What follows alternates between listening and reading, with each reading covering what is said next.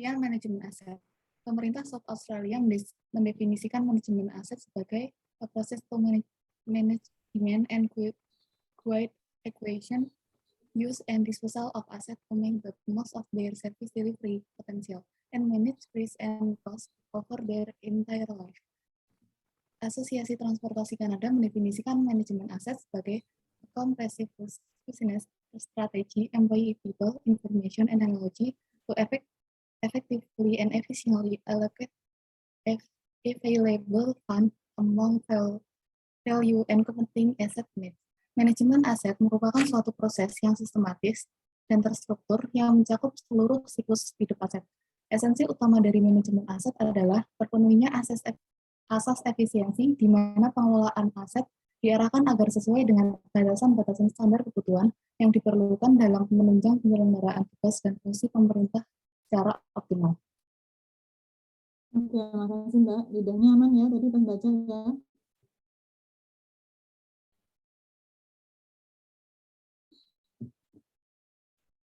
Oke, teman-teman, ini adalah pengertian manajemen aset, nanti bisa dibaca sendiri. Yang jelas kata kuncinya adalah proses yang sistematis dan terstruktur ya, mencakup seluruh siklus hidup aset. Siklus hidup aset itu kalau di BMN tadi yang ada 11 tadi.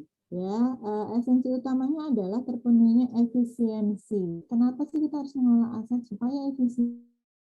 Depan, supaya kita bisa menghemat, supaya bisa nambah APBN melalui pendapatan APBN melalui PNBP, ya kan? Dan semuanya harus dilakukan secara akuntabel, secara terstruktur, supaya sistematis. Nah, kata kuncinya itu ya. Yuk kita lanjut.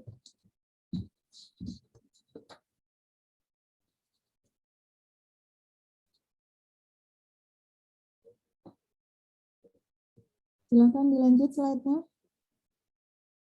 Nah, oke, kita masuk ke paradigma baru pengelolaan kekayaan atau aset negara.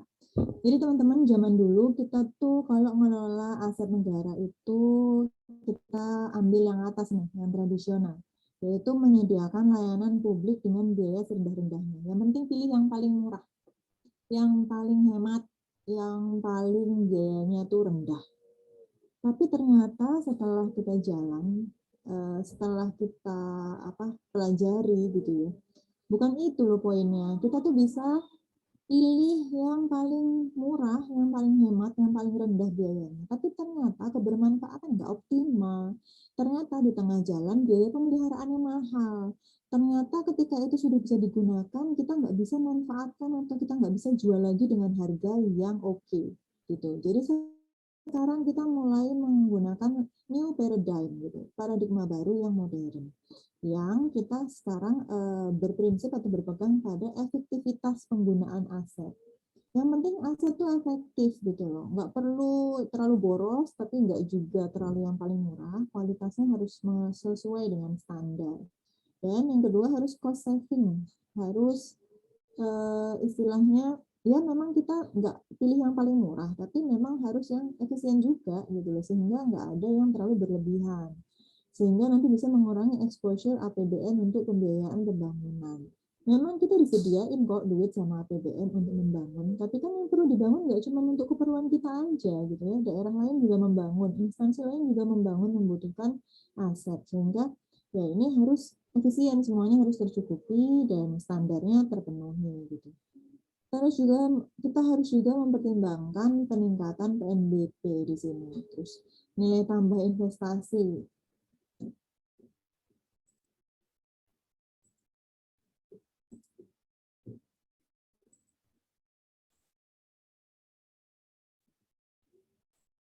Oke, tadi ada alarm. Nilai tambah investasi pemerintah atau leveraging ya, kalau kita mau penyertaan modal. Kalau kita kemarin mengadakannya atau membangunnya dengan biaya yang murah sehingga kualitasnya nggak standar, ya gimana ketika kita itu nggak kepake, orang mau sewa. Ya kita punya kantor nih, ada ruangan nggak kepake, silahkan bank mana nih yang mau nyewa, atau kantin atau rumah makan mana yang nyewa, siapa tahu bisa untuk makan siang. Pasarnya ada loh nih pegawai kami. Tapi di sebelah ada ruko yang bagus, yang modern, yang lebih bagus gitu. Ya orang pasti akan milih yang lebih bagus kan gitu. Jadi kita juga harus memperhatikan hal-hal seperti itu gitu ya. Terus juga terakhir ini kita harus memperhatikan peningkatan tata kelola pemerintahan. Kadang-kadang memang aset pemerintah itu nggak bisa diukur manfaatnya dari uang yang masuk, tapi dari bagaimana aset itu bisa menghidupkan atau memberdayakan perekonomian masyarakat setempat, gitu ya. Gimana dia bisa menjadi pengungkit atau trigger atau leverage gitu ya untuk dengan adanya kantor kita itu ekonomi di sekitar jadi tumbuh gitu, jadi hidup gitu. Jadi mungkin memang kantor kita nggak menghasilkan uang, tapi perekonomian di sekitarnya kemudian bisa bangkit. Nah, itu juga perlu diperhatikan. Hal-hal ini ketika kita memperhatikan dengan seksama, maka bisa akan menghasilkan APBN yang kredibel, yang bisa dipertanggungjawabkan.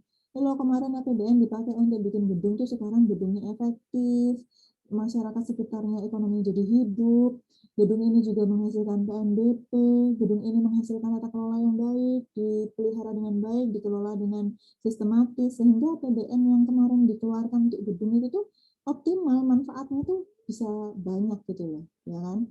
Dan hal ini secara tidak langsung akan mendorong pertumbuhan ekonomi. Itulah dia new paradigm atas pengelolaan kekayaan atau aset negara. Kita sudah nggak lagi melulu nyari yang paling rendah biayanya, tapi adalah yang memperhatikan hal-hal ini.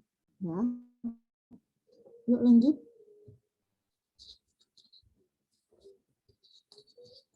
Oke, this is the end of the slide. Jadi saya kadang-kadang menyertakan ada quotation untuk penyemangat teman-teman ya. Hard work beats talent when talent doesn't work hard. Gitu. Jadi teman-teman, ayo saya mau ngajakin melalui slide ini teman-teman untuk work hard gitu ya, karena teman-teman masih muda, teman-teman adalah nanti yang meneruskan pengelolaan BUMN ini nih gitu. Yang dulunya masih nggak tercatat, sekarang sudah mulai terinventarisir, yang dulunya disclaimer, sekarang sudah WTP, nanti teman-teman yang lanjutkan. Jadi yuk belajarnya yang benar, yang serius. Teman-teman yang hobi main game, boleh aja, asal ingat ya, prioritasnya ya, nggak melulu main game atau menjalankan hobi-hobi lainnya, silahkan aja. Semua orang butuh kok punya hobi, memang harus gitu ya supaya nggak bosen. Yang hobinya nonton drakor itu silahkan, tapi waktunya harus mempelajari ini jain gitu. Link videonya dikunjungin juga. Teman-teman udah kunjungi belum link video yang saya kasih di LMS? Mas Fahri udah kunjungin belum Mas link videonya Mas? Sudah. Tentang apa tuh Mas? Tentang pengelolaan BUMN ya Bu? Spesifiknya? Tentang, saya lupa Bu namanya apa. Iya, memang tentang pengelolaan BUMN, betul. Tapi lebih spesifik tentang apanya nih? Pengelolaan BUMN kan luas ya. Oh, yang itu Bu tadi, kayak siklusnya Bu. Betul, memang dia membahas tentang siklus ya. Jadi, seandainya saya menjelaskan dengan, dia memang pasti banyak kekurangannya. Dengan adanya link video itu saya harapkan bisa optimal materi yang bisa teman-teman tangkap gitu ya. Jadi kunjungi link videonya teman-teman. Tugas bacanya sebisa mungkin dikerjakan sebelum kuliah.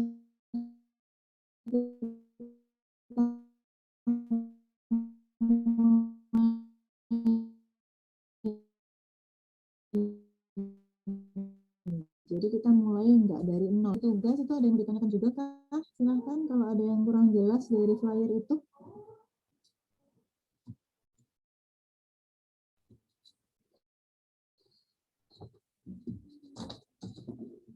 Atau udah jelas semua tugasnya?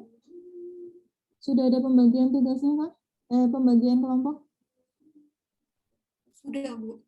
Oh, udah. Oh, Mbak Risya nanti saya dikasih ya. Mungkin Mbak Risya bikin di Excel, nanti kirimin aja ke WA saya. Jadi siapa-siapa aja temanya dapat yang mana gitu. Pemeliharaan dengan pengamanan tuh jadi satu Mbak di dalam siklus. Jadi nanti bisa pas itu semuanya ada 14 tema ya. Ada 11 di siklusnya itu sendiri ada 11. Kemudian untuk pemanfaatan dan pemindah tanganan dikerjakan oleh 2 tim. Jadi ada tambahan 2 tim lagi plus 1 tim membahas tentang dasar hukum. Tadi kan sudah disebutkan di slide kalau PMK-nya cukup banyak nih, lebih dari 20. Nah, silahkan teman-teman yang dapat dasar hukum boleh bikin tabel atau bikin chart gitu ya, isinya PMK nomor sekian itu mengatur tentang apa, kemudian ya silahkan dibikin lah gimana gitu. Terus ada juga tentang isu ya, disertakan juga tentang isu atau permasalahan. Misalnya kalau manfaatan katakanlah. Saat ini masih banyak ternyata ditemui di beberapa artikel yang aset-aset negara masih idle gitu. Jadi belum dimanfaatkan dengan baik. Itu yang jadi isu, misalnya salah satunya seperti itu. Nanti teman-teman silahkan explore masing-masing, dikumpulkan dalam bentuk Word ya. Itu udah saya setting di LMS-nya hanya bisa menerima file dalam bentuk Word saja.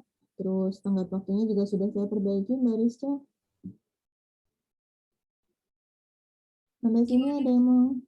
Tenggat waktunya udah saya perbaiki yang di LMS, jadinya tanggal 6, Mbak, hari Rabu.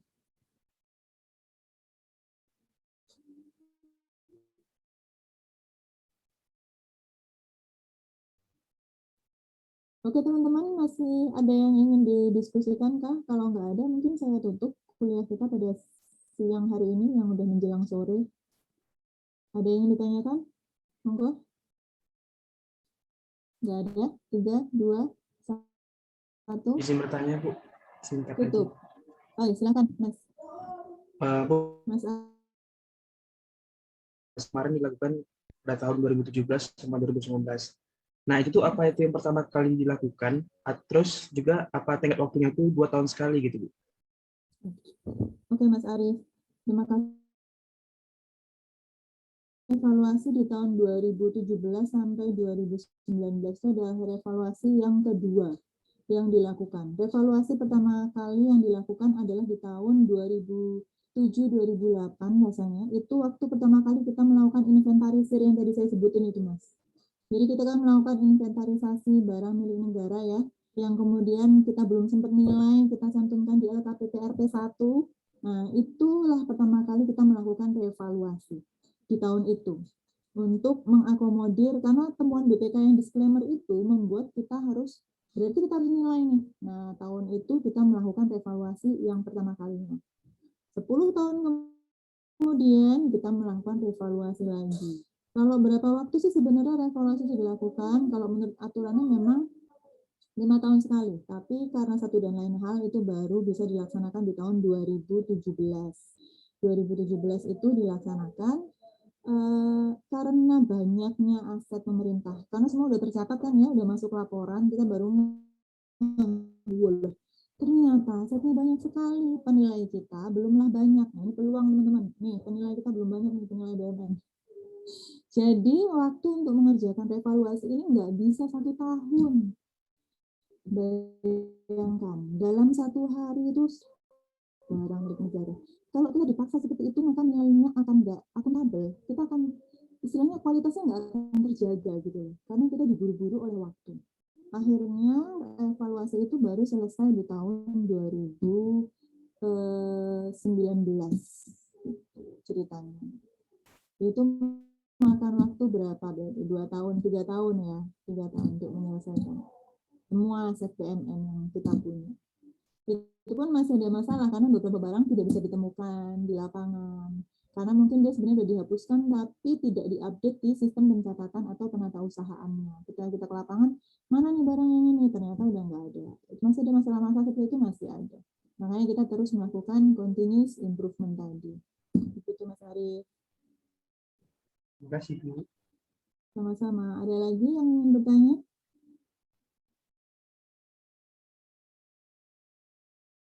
Baik teman-teman, kalau sekiranya materi ini sudah jelas, kita akan lanjutkan minggu depan dengan materi yang selanjutnya. Silakan baca RPS-nya, tugas bacanya dikerjakan, tugas kelompoknya juga dikerjakan. Setiap orang mengunggah tugas kelompoknya di LMS dengan akun masing-masing. Ya. Nanti kalau saya sudah punya data dari Mbak Rizka, saya akan download, kemudian saya baca-baca dari situ. Ya. Kalau sudah ada tidak pertanyaan, waktu saya kembalikan ke Mbak Rizka untuk ditutup kelasnya. Silahkan, Mbak. Baik, Bu.